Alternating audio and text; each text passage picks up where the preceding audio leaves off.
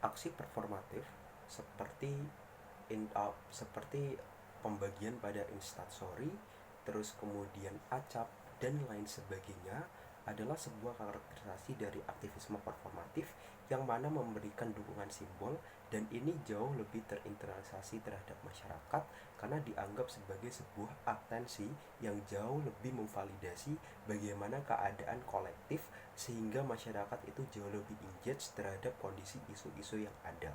Ada tiga hal krusial yang akan dibuktikan oleh Oji. Pertama, mendukung tren dari aktivisme performatif sebagai bentuk kemasan komunikasi yang layak dengan keadaan Indonesia. Kedua, dengan aktivitas performatif itu dapat substance sehingga isunya itu akan jauh tetap terangkat. Tapi ketiga, karena mosi ini adalah dewan ini mendukung tren klarifikasi di dunia kita, aktivisme konvensional itu ada, tapi nggak semasif aktivisme performatif, sehingga kami akan dukung kenapa aktivisme performatif secara jauh dengan skala yang makro itu jauh lebih baik dibandingkan dengan konvensional. Ada dua isu yang akan dibawakan oleh Oji. Isu pertama mengenai justifikasi mendukung tren performatif di Indonesia. Kita jelaskan terlebih dahulu bagaimana keadaan masyarakat kita saat ini. Kita bagi menjadi dua bingkai. Pertama, secara kolektif. Di dalam negara berkembang, Indonesia memiliki sumber daya manusia yang berdinamika. Karakterisasinya adalah edukasi dan cara mindset mereka itu masih konservatif. Ini terbukti standar IQ kita termasuk rendah di ASEAN, bahkan notice sensasi itu lebih ditangkap dibandingkan dengan edukasi. Ini sesimpel Anda nyenggol hal yang sensitif, orang bakal lebih mudah judge, tapi ketika orang itu nyenggol hal yang kompleks, orang kebanyakan diem. Ini contoh ketika isu panas kemarin mengenai korupsi kuota haji, orang kebanyakan itu diem dibandingkan ketika trust setuju beri kritik ke suatu ormas, itu orang atensi kolektif itu panasnya membara-bara. Sehingga sebenarnya masa kolektif itu lebih suka hal yang simple dibandingkan ngurusin hal yang kompleks sedikit. Tapi bingkai kedua mengenai generasi progresif contohnya adalah milenial dan Gen Z. Generasi seperti ini adalah para generasi yang sudah terpapar exposure dari perkembangan teknologi dengan rasa keinginan tapi notice mereka itu memiliki rasa keinginan ketahuan dan kepekaan yang tinggi. Mereka adalah garda terdepan serta suka memberikan atensi kritik yang panas, terlebih isu sosial yang panas dan sedang tren. Namun, karakterisasi yang terpenting dari generasi ini adalah atensi, hal yang lebih ketika terjadi sebuah isu yang sedang hangat. Dikarenakan isu yang dianggap adalah hal kolektif yang sudah tervalidasi penting, generasi ini cenderung mengikuti arus, sehingga ketika satu memposting, maka semuanya itu bakal mengikuti. Ini menciptakan sebuah ekspektasi sosial atau fenomena sosial berantai yang simply disebut dengan pemberian ekspektasi kepada semua orang, atau biasa kita sebut dengan FOMO. Melihat paradigma keadaan dua perbingkaian ini dan ke paradigma keadaan Indonesia yang panas dengan isu mulai dari lingkungan, politik, dan sosial budaya, sayangnya hal-hal seperti ini masih dianggap tabu. Tetapi society menormalisikan hal-hal yang receh. Ini buruk dikarenakan hal yang kompleks. Ini adalah karena berkaitan dengan aspek makro kehidupan mereka, itu malah terovershadow.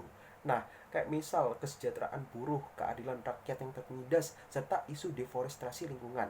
Semua hal yang kompleks ini itu perlu diinternalisasi dengan komunikasi yang sampai di dalam masyarakat Indonesia. Akan lebih sampai terinternalisasi dengan cara sederhana pada keadaan masyarakat Indonesia dan simbolistik, sehingga dalam keadaan yang urgent mendukung tren performatif secara masif itu lebih memenuhi prasyarat komunikasi aktivisme kepada masyarakat dikarenakan mencapai komunikasi yang lebih mengikat dan atensi kesadaran kolektif yang lebih menyeluruh. Tapi isu kedua kita mengenai aktivisme performatif adalah adaptasi yang rasional dalam keadaan sekarang. Kita bagi analisis dalam dua hal. Pertama, injeksi aksi terhadap era digitalisasi. Kita compare dengan cara konvensional. Cara konvensional itu seperti apa? Misalkan mereka terjun dalam lapangan, mereka demo dan mengerahkan aksi. Tapi dengan adanya Anda mendukung dengan masifnya aksi performatif ini, orang-orang itu bakal jauh lebih intens dengan era digitalisasi sekarang. Orang-orang bakal lebih melek dan memberdayakan bagaimana keadaan teknologi yang jauh lebih penting.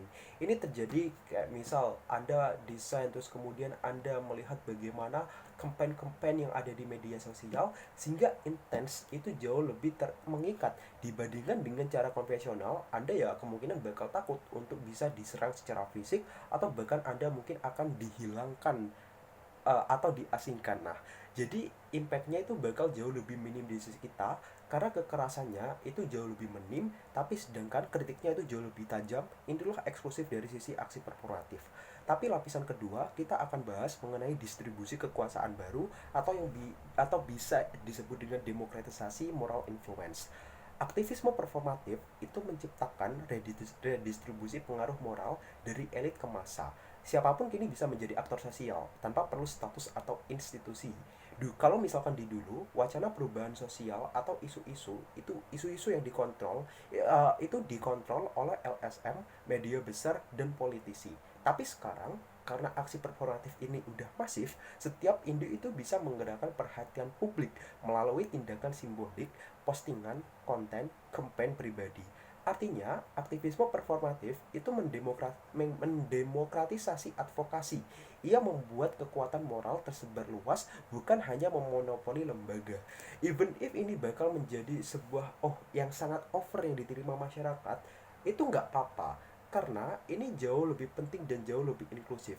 Karena pada akhirnya orang-orang pun juga bakal ada diskursusnya dari situ. Ketika dari sebuah satu orang itu posting ternyata di satu orang lain itu beda, ya itu nggak apa-apa karena bakal diskursusnya dari situ. Tapi bandingkan dengan cara yang dulu orang cuma dikontrol oleh LSM, maka monopolinya itu jauh lebih mungkin sehingga isu-isu yang teradvokasi itu bakal jauh lebih terkontrol. Tapi di sisi kita ada redistribusi karena ini menciptakan sebuah efek domino yang baru. Oleh karena itu idealnya isunya itu bakal jauh lebih dikempen oleh masyarakat sekarang, tapi menciptakan sebuah diskursus yang jauh lebih kompleks. Oleh karena itu bangga menjadi OG.